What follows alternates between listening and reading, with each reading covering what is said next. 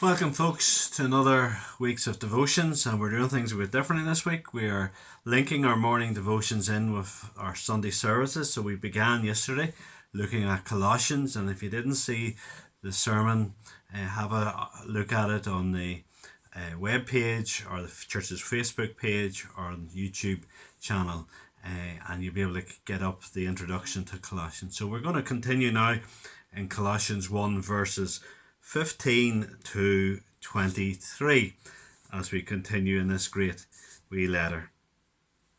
Speaking of Jesus, Paul says, He is the image of the invisible God, the firstborn of all creation. For by him all things were created in heaven and on earth, visible and invisible, whether thrones or dominions, or rulers or authorities. All things were created through him and for him. And he is before all things, and in him all things hold together. And he's the head of the body of the church.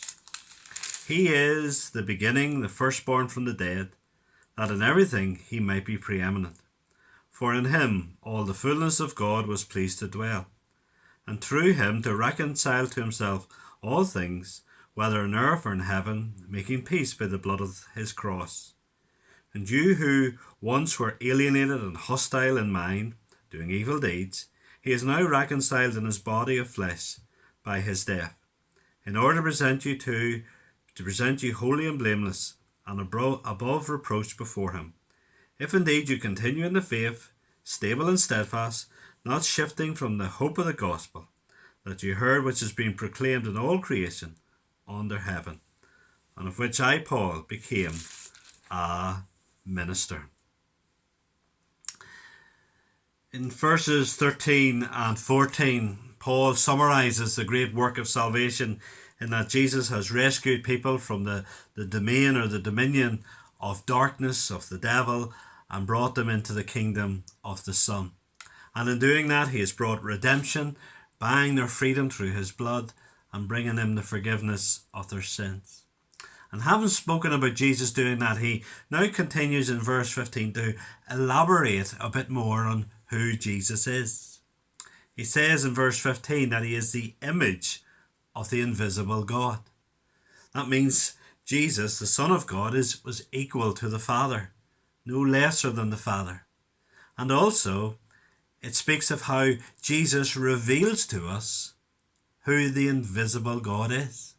If we want to know the character, the qualities of the invisible God, we find them as we look at the life of Jesus.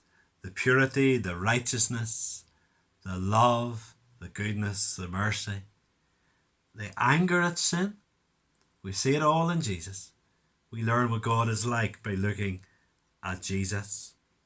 It describes in there in verse 15 also as the firstborn of all creation. That means that he is the one who has superiority over all creation. He rules over creation. It doesn't mean that the Son of God was created at one time.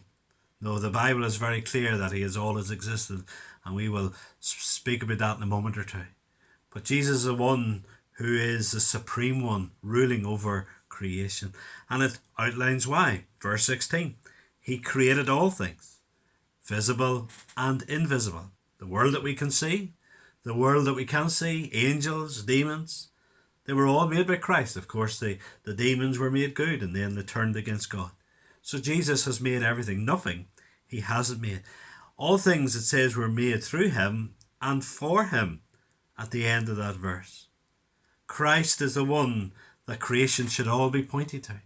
In knowing Christ, and personally, your life, my life, should be about Jesus. This world should be about Jesus. He should be the centre of everything.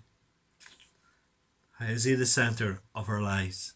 Is he the centre of our thoughts, our time, our goals? He should be. He goes on in verse 17, and this is the bit where it speaks about his eternal nature. He is before all things, and in him all things hold together. Jesus is the eternal one. There's echoes here of John 1. In the beginning was the Word, and the Word was with God, and the Word was God. Jesus is the one who is never created. That's a heresy if anybody says that. The Jesus was God and man, and his divine nature was eternal. He's the eternal Son of God. He's the one who's before all things. But he's also, in that verse 17, the one who holds all things together. He is the sustainer of life. He is on the throne ruling now. He's in charge of everything that happens. He is the Lord over all. So speaking about creation, him being the creator, the one the creation should be looking to, and the sustainer, he now turns in verse 18, Paul, to speak about the church. And since what he says about creation, he's now echoing in regards to church. Jesus is the head of the church, which is his body. He speaks of his close link to the church. He is the firstborn of creation. He's the firstborn, not of creation. He is the firstborn from the dead. I remember speaking about how Jesus is the one that creation should be all pointing to and submitting to, because he is the head and the one who's superior over it. It's now speaking that Jesus, through his work of redemption, he is the one that indeed through the church it is realised, it becomes reality that people will give Jesus his rightful place. The world out there is not giving him his rightful place. But now through the church, through the work of recreation, now Jesus has been given this place.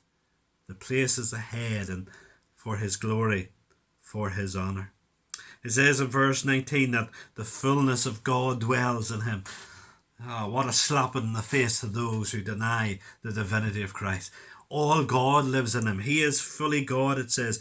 And it says in verse 20, then he comes to do this great work of reconciliation, to reconcile God to sinful man. That's what Jesus is all about. And then from verse 21 on, he's elaborating here. And he says in verse 21, and you who once were alienated and hostile in mind, doing evil deeds, people who were angry at God, opposed to God, Jesus has come to reconcile such sinful people to himself. He says there in verse 22, he's now reconciled in his body of flesh by his death, in order to present you holy and blameless, above reproach before him. There's something very personal there. It's in his body, in his flesh, in his personal existence. He has suffered so that indeed the world could be reconciled. This is a very personal thing for Jesus, very important thing in Jesus, so that we would become a changed people. Instead of hostile to God and full of evil, holy and blameless, loving God now. That's what he's planning. This new people, this new creation, who will now give Jesus the rightful place. And he says, what's the responsibility of those who have come to experience this reconciliation, who have come to know Jesus? Verse 23, we are to continue in our faith. We are to be stable and steadfast. We are to not to shift from this gospel. The only gospel that's been preached in all creation, as if to say there's only one way. This gospel is the only way. And if you move away from the gospel, you're without hope. There's only hope in the gospel, the good news of Jesus. In coming to know Jesus, you have forgiveness of sin, you have life everlasting, and you come to live a life to give him the glory, the honour that he deserves as the head of creation. As the head of the church, he should be your personal head. May God bless you as you think of these wonderful truths at this time.